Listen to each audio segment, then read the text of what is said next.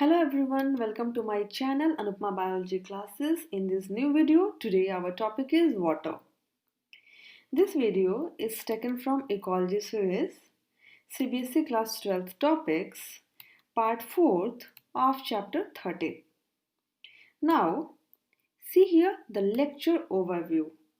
So in this video, we will see water, characteristics of water, volume and distribution of water, water or hydrological cycle, types of water cycles in which global water cycle and biological water cycle, adaptations of organism, humidity, and the last is precipitation.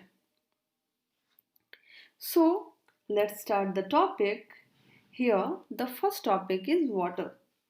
So the question is, what is water? Water is made up of tiny molecules of hydrogen and oxygen. Each one is so small that you can't see it even with the most powerful microscope. Pure water has no color, no taste, and doesn't smell of anything. Water exists in three forms on the earth, that is solid, which are ice, hail, snow, or frost; liquid, that is in lakes, ocean, rain, dew, fog or mist; and gas, which is steam or water vapor, that is invisible water in the air. Now, where is Earth's water? So 96.5% is in the ocean, 1.7% approx is in the polar ice caps, glaciers and the permanent snow, 1.7% approx is in lakes, rivers, streams and soil, and 0.001% approx is in water vapor in Earth's atmosphere. Now, what are the sources of water? There are two main sources of water, which are the surface water and groundwater. Surface water like the lakes, ponds, streams, rivers and the storage reservoir, and the groundwater like the open wells, tube wells, artesian wells, springs and infiltration. Now, after this, what are the characteristics of water? So if we talk about the characteristics of water, water is the universal solvent and is the solvent for the virtually all processes in a cell. Water has a high heat absorption capacity. It can absorb large changes in the temperature, helps keep temperature constant. Water absorbs a lot of heat while evaporating. That is, sweat cools you. Now, characteristics of water. Compounds of two parts, that is hydrogen, and one part, that is oxygen, is water, that is H2O. Liquid between 32 degree Fahrenheit and 212 degree Fahrenheit.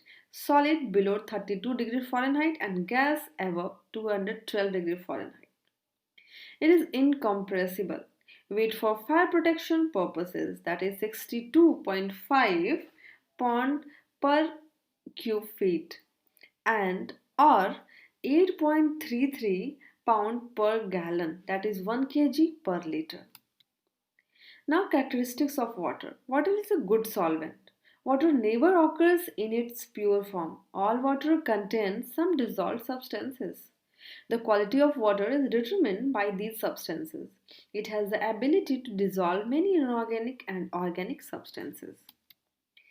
Now, if we talk about the volume and distribution of water, water covers about 70% of the Earth's surface. It is in fact all around us and vapor in the air, even in dry deserts. It is present under our feet in the soil. There is some 1.4 billion cubic kilometers of water in the hydrosphere. Of this, about 97.5% is ocean water and only 2.5% is fresh water. About 77.2% of the fresh water is locked in ice caps and glaciers. 22.4% occurs in the underground pools and soil moisture, and 0.36% is distributed in swamps, lakes, streams, and rivers. Now, this is all about the characteristics of water and the volume and distribution of water. Now, here, water or hydrological cycle. So, what is water or hydrological cycle? Water is indispensable for life. The Hungarian Nobel laureate biochemist Albert Sen Gorgi described water as the matrix of life. If we talk about the types of water cycle, there is a constant exchange of water between the air, land and sea and between the living organism and their environment. Thus, there are two overlapping water cycles in nature. The larger global water cycle which does not involve living organism and the smaller biological water cycle that involves living system. So at first we will talk about the global water cycle. Water evaporates from the hydrosphere, that is ocean, seas, river, stream, lakes, ponds or moist soil with sun heat and forms cloud. The clouds are blown over the land where they are cooled enough to drop the water as rain, snow, hail, and sleet. Rain may fall directly into the ocean also. Some water from rain and melting snow soaks into the ground, but some flows in rivers and returns directly to the seas.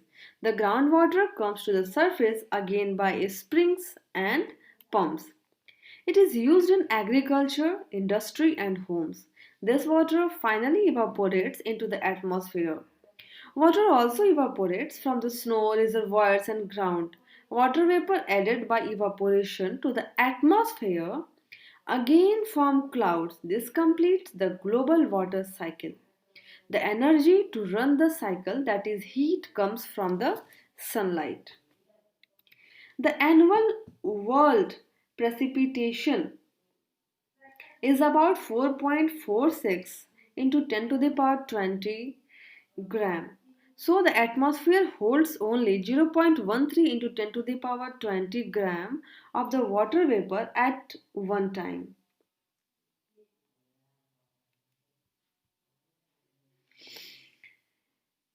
So, therefore, a rapid evaporation from land and sea is essential to replenish the atmosphere and water vapor.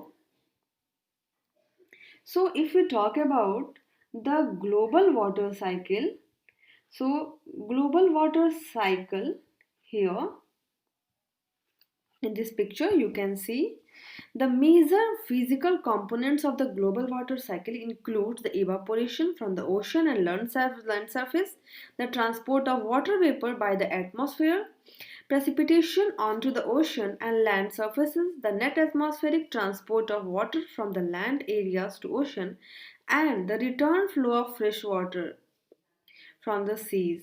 So this is all about the global water cycle. Now, after this, here, biological water cycle. What is biological water cycle? The organism get water from and return it to the global water cycle. Plant absorb water from the soil or water reservoirs and add it to the air as vapors by transpiration. Water transpired by the trees cools the surrounding air and plays a role in determining the microclimate around them. Animals take water from the water reservoirs or with food, that is, plants or other animals or their products. They return it to the air as vapor by respiration or to the soil as fluid by excretion. Mammals excrete water also as sweat, which evaporates. Water is also added to the environment by death and decay of organisms. Water vapor formed by the transpiration and the respiration forms cloud and enter global water cycle. Rinse add water to the soil and reservoir for the reuse by plants and animals. This completes the cycle. Water forms about 70% of the Earth's surface and represents the most extensive habitats for the organism. A variety of animals and plants live in water. They have special adaptations for the aquatic life. So, what are the special adaptations for the aquatic life? So, see here.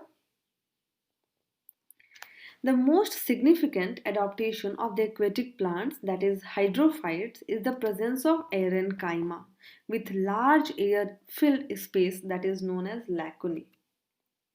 So in case of anatomical adaptations, plant adapted to the growing in aquatic flooded habitats may have parenchyma, that is aerated tissue, air channels, that is gas lacunae, allow gases to move into and out of the roots, that is oxygen and CO2. The parenchyma stores carbon dioxide and oxygen produced in respiration and photosynthesis for the reuse in this metabolic process. The parenchyma also helps in floating. The most prominent adaptations of the aquatic animals is the arrangement to get oxygen from water. They take up oxygen through the body surface or by way of gills.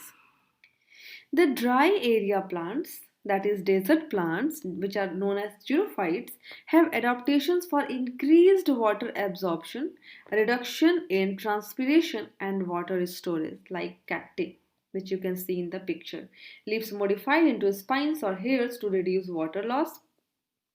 Shallow but extensive fibrous root system. Surface area reduced by producing a squat surrounded shape, and the stem becomes the major photosynthetic organ and a reservoir for the water storage. Animals of the dry areas may use metabolic water and reduce water loss by passing nearly solid feces and urine. So, if you talk about the xerophytes, here reduced leaves, that is reducing the total number and size of leaves, will reduce the surface area available for the water loss. Lack and shortage of water kill the aquatic animals and plants. Fish and many invertebrates die when streams, tanks, and ponds dry up in summer. During period of low water level, the water temperature may rise sufficiently to kill the inhabitants. Some aquatic animals manage to survive the drought periods by forming thick-walled cysts or by laying heavy-celled eggs or by undergoing estivation. Clarity, salt contents, depth, and current determine the growth and distribution of plants and animals in water. Clear water admits more light, which facilitates growth of plants' life that supports more animals' life. Very deep water lacks producers and has fewer consumers. Deep sea animals have special devices for the life in total darkness. Many of them are luminescent. Some marine animals have salt excreting glands to get rid of excess salt. Freshwater and marine animals have a problem of endosmosis, that is water gain, and exosmosis, that is water loss, respectively. Animals that live in fast growing water, flowing water, can either face a strong current or have adhesive devices or occur under stones or in services and burrows. Plants found here are rooted and have finely divided leaves like the ceratophyllum or ribbon-shaped leaves like the Vallisneria. In this picture you can see and Potamogeton to offer least resistance to fast moving water. Water action in the sea especially affects the organism which inhabit the intertidal. What is intertidal? Intertidal means the area between high and low tide levels and or spray zone. Spray zones means the area which receives water from the breaking waves. Here the seaweeds, like in this picture you can see that is fucus and laminaria, are attached to the rocks and animals are either sessile, that is sea anemone or limpets, or fossorial. Fossorial means burrowing animals like the nereis and tube worms. The land plants get water from the soil. The land animals mainly subsist on water, persist in their food. Some drinks water from the ponds, rivers, lakes or springs. Excess of water is harmful for some land animals. Earthworms have to leave burrow when the latter are flooded with the water as they fail to get enough oxygen in submerged state. So the nature of water, that is fresh or salty, determine the type of plants and animals that can live there. Plants and animals of the freshwater and seawater are different. After this, now the humidity. What is humidity? Humidity refers to the moisture, that is water vapor content of the air. It determines the formation of clouds, dew and fog. It affects the land organisms by regulating the loss of water as vapor from their bodies through evaporation, perspiration and transpiration. Both animals and plants show suitable adaptations to the humidity of the air in their environment. Some are adapted to live in rainforests where humidity is very high, others are suited to inhabit deserts where humidity is very low, and many occurs in the places having intermediate humidity. Epiphytes flourish in the regions having high air humidity where they can absorb water from the air's moisture with hygroscopic roots. Plants growing in dry localities have adaptations for the reducing transpiration and storing water like the cacti and aloe. Humidity affects animal life indirectly also by influencing plant life. Higher humidity produces more vegetation which supports more animal life. Now, after this, precipitation. So, what is precipitation? Precipitation means fall of rain, snow, sleet, hail, or dew. The total annual rainfall, seasonal distribution of rain, humidity of the air, and the amount of water retained in the soil are the main aquatic criteria that limit the distribution of plants and animals on land. The areas having heavy rainfall and high relative humidity support luxuriant vegetation as in the tropical rainforest. And in the areas with scanty rainfall and low relative humidity, only drought resistant plants grow. Animal life is abundant in the former and scarcer in the latter areas. Land animals, can live in the dry regions because of their special adaptations for the water conservation, such as having thick skin utilizing water produced by metabolism, like the camel, passing nearly solid urine and the feces, like the lizards and birds, and nocturnal and burrowing habits. Humidity is higher at night and also in the burrows. Plants survive in dry habitats by reducing the transpiration and growing long roots to exploit deep soil water. So this is the end of video in which we knew about the water, its characteristics, hydrological cycle, adaptations of organism, then humidity and precipitation. Now, the next upcoming video in the ecology series will be on light. So if you understand this video, please like and share it and subscribe to my channel Anupma Biology Classes. If you have any questions, any queries or any suggestions, you can ask in the comment section below. Thank you for the watching.